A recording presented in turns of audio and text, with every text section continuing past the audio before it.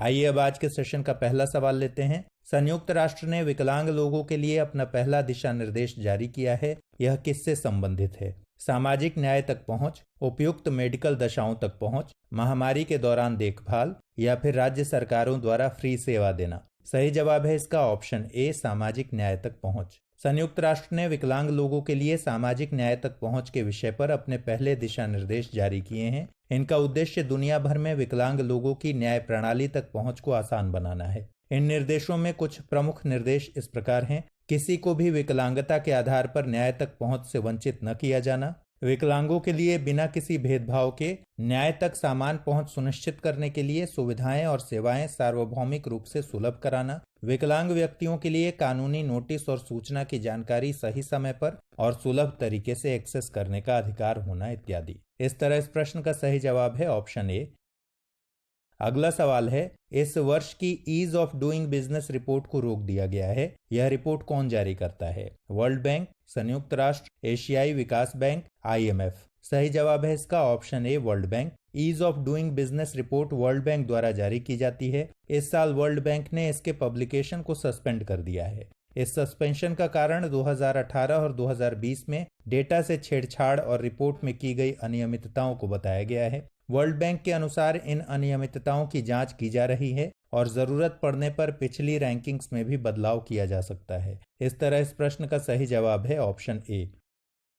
अगला सवाल है, हाल ही में किस एयरलाइन ने सांस लेने की समस्या वाले रोगियों के लिए पोर्टेबल वेंटिलेटर लॉन्च किया है? इंडिगो, स्पाइसजेट, गो एयर, एयर इंडिया एक्सप्रेस। सही जवाब है इसका option B, SpiceJet. Corona virus की स्थितियों को ध्यान में रखते हुए स्पाइसजेट ने सांस संबंधी समस्या वाले रोगियों के लिए एक पोर्टेबल वेंटिलेटर पेश किया है। इसे स्पाइस ऑक्सी नाम दिया गया है। इसका डिजाइन स्पाइसजेट टेक्निक के इंजीनियरों द्वारा तैयार किया गया है। इस हल्के वजन वाले उपकरण का उपयोग घर पर, एम्बुलेंस में, आर्मी बेस कैंप्स में, अस्पतालों में और व्हील चेयर इत्यादि पर किया जा सकता है। तो इस तरह इस प्रश्न का सही जवाब है ऑप्शन बी।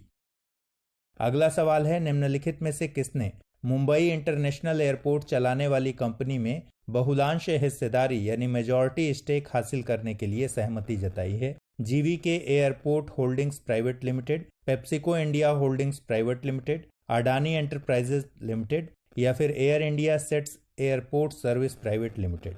सही जवाब है इसका option C, Adani enterprises limited ने मुंबई इंटरनेशनल एयरपोर्ट चलाने वाली company GVK airport developers limited ADL में बहुलांश हिस्सेदारी यानी मेजॉरिटी स्टेक हासिल करने के लिए सहमति जताई है। इस समझौते के अनुसार अडानी एयरपोर्ट होल्डिंग्स लिमिटेड के ऋणों का अधिग्रहण करेगा। इस प्रक्रिया के पूरा होने के बाद नवी मुंबई में बनने वाले नए हवाई अड्डे पर भी अडानी समूह का नियंत्रण हो जाएगा। तो इस तरह इस प्रश्न का सही जवाब है ऑप्शन सी। अगला सवाल है, हाल ही में नासा के हबल टेलीस्कोप ने एंड्रोमेडा आकाशगंगा के आसपास एक विशाल प्रभामंडल की उपस्थिति का संकेत दिया है। इसे क्या कहा गया है? रिफ्लेक्ट लाइट, हेलो, लाइटेंट या फिर हबल। सही जवाब है इसका ऑप्शन बी, हेलो। नासा के हबल स्पेस टेलीस्कोप का उपयोग करने वाले वैज्ञानिकों ने एंड्रोमेडा आकाशगंगा के आसपास गैस के विशाल आवरणों का पता लगाया है। इन्हें वैज्ञानिकों द्वारा हेलो कहा जाता है। वैज्ञानिकों के अनुसार डिफ्यूज प्लाज्मा से बना यह प्रभामंडल लगभग अदृश्य है और आकाशगंगा से लगभग 1.3 मिलियन प्रकाश वर्ष तक फैला हुआ है। यह किसी आकाशगंगा के आसपास के प्रभामंडल का सबसे व्यापक अध्ययन है। तो इस तरह इस प्रश्न का सही जवाब है ऑप्शन बी। अगला सवाल है, निम्नलिखित कथनों पर विचार कीजिए। एस्ट्रोजन नामक हार्मोन का संबंध पुरुषों से है, टेस्टोस्टेरोन नामक हार्मोन का संबंध महिलाओं से है। उपरोक्त में से कौन सा या से कथन सही है या है? केवल एक, केवल दो, एक और दो दोनों, न तो एक और नहीं दो। सही जवाब है इसका ऑप्शन डी, न तो एक और नहीं दो। एस्ट्रोजन और टेस्टोस्टेरोन नामक हार्मोन्स का संबंध मनुष्यों में यौवनारंभ से है। मनुष्यों में यह परिवर्तन 10 से 12 साल की आयु के साथ शुरू हो जाता है। जहां पुरुषों में टेस्टोस्टेरोन नामक हार्मोन का सिक्रेशन होता है, वहीं महिलाओं में एस्ट्रोजन नामक हार्मोन का सिक्रेशन होता है। तो इस तरह इस प्रश्न का सही जवाब है ऑप्शन डी। अगला सवाल है, मस्तिष्क उत्तरदायी है सोचने के लिए, हृदय स्पंदन के लिए, शरीर का संतुलन बनाने के लिए या फिर उपरोक्त सभी। सही जवाब है इसका ऑप्शन डी, उपरोक्त सभी। मस्तिष्क हमें सोचने की अनुमति और सोचने पर आधारित क्रिया करने की अनुमति प्रदान करता है। मानव मस्तिष्क के 3 भाग होते हैं, अग्र मस्तिष्क यानी फोर ब्रेन, मध्य मस्तिष्क यानी मिड ब्रेन और पश्च मस्तिष्क। अग्र मस्तिष्क मस्तिष्क का मुख्य सोचने वाला भाग होता है, वहीं कुछ अनैच्छिक क्रियाओं का नियंत्रण मध्य मस्तिष्क और पश्च मस्तिष्क द्वारा किया जाता है। इन अनैच्छिक क्रियाओं में हृदय स्पंदन, शरीर का संतुलन बनाना इत्यादि शामिल हैं। रक्तदाब, लार आना और उल्टी का आना इत्यादि जैसी अनैच्छिक क्रियाएं पश्च मस्तिष्क में स्थित मेडुला द्वारा नियंत्रित की जाती है। तो इस तरह इस प्रश्न का सही जवाब है ऑप्शन डी। अगला सवाल है, मानव शरीर में नियंत्रण एवं समन्वय का कार्य निम्नलिखित में से कौन करता है? तंत्रिका तंत्र, हार्मोन्स, उपर्युक्त दोनों या फिर दोनों में से कोई नहीं। सही जवाब है इसका ऑप्शन सी, उपर्युक्त दोनों।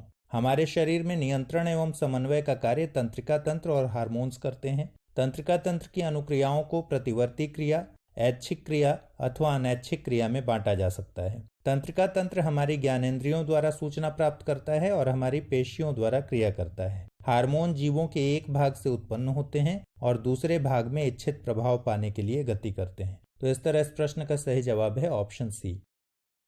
अगला सवाल है, निम्नलिखित में से किस हार्मोन को बनाने के लिए आयोडीन की जरूरत होती है? एड्रिनलिन, ऑक्सिन, थायरॉक्सिन या फिर जिब्बेरेलिन। सही जवाब है इसका ऑप्शन सी, थायरॉक्सिन हार्मोन को बनाने के लिए आयोडीन की जरूरत होती है। यह कार्य थायराइड ग्लैंड द्वारा किया जाता है। थायरॉक्सिन कार्बोहाइड्रेट, प्रोटीन और वसा के उपापचय का हमारे शरीर में नियंत्रण करता है। यदि हमारे शरीर में आयोडीन की कमी होती है तो हम ग्वाइटर से पीड़ित हो सकते हैं। इस बीमारी में गर्दन में सूजन आ जाती है। तो इस तरह इस प्रश्न का सही जवाब है ऑप्शन सी।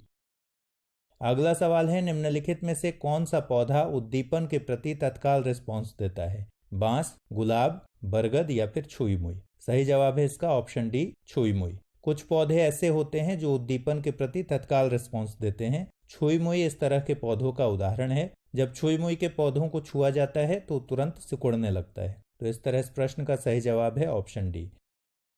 आइए अब अभ्यास प्रश्न देखते हैं। भारत कब तक 100 मीट्रिक टन कोयला गैसीकरण के लक्ष्य को प्राप्त करना चाहता है? 2025, 2030, 2040 या फिर 2045। तो इस प्रश्न का सही जवाब आप कमेंट बॉक्स में दीजिए।